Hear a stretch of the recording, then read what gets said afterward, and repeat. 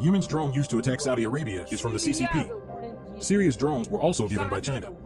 Saudi Arabia's drones are produced there by Changhong, a Chinese manufacturer. What the CCP is doing in the Middle East is exactly the same as in the Russia-Ukraine war.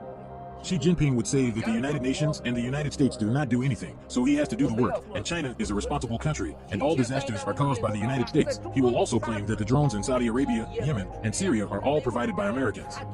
After the CCP instigates chaos, they will put it on other countries. The war in the Middle East, Iran, Syria, Yemen, Saudi Arabia, and Iraq will go out of control.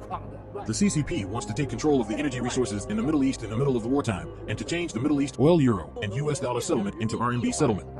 Saudi Arabia has agreed on the oil RMB settlement. Next, Iran will definitely join it too. Then Yemen and Syria will threaten Iraq with oil RMB settlement. The RMB settlement of oil will challenge the U.S. dollar dominance way more than the Russia-Ukraine war. And then the digital RMB will replace all money laundering methods. Russian money, oil from the Middle East, and oil from Angola will all be laundered into digital RMB, and the US dollar is over. Then the CCP will officially announce that the world's the majority of the 7.5 billion people, because in Asia, there are nearly 5 billion people, agrees with them. And the 2.8 billion people from the Christianity and the Catholic countries become the enemies of human civilization. CCP will be elected by the world as the most responsible country. Then the CCP will reorganize the United Nations. CCP will have the ultimate power. If any country doesn't accept it, they won't be able to have oil or gas.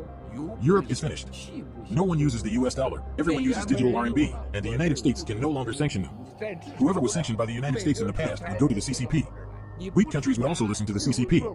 All authoritarian countries would follow this CCP, including the European leaders. Whoever don't want their two-term presidential terms to end and want to continue to be president, CCP can help them too. Don't worry about US sanctions.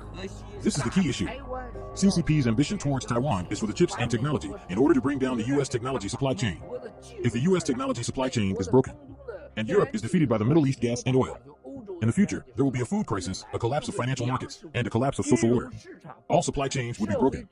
There would also be a large number of incidents that occurred in the religious world. Going through a series of struggle and even self-denial, the religious world would disappear.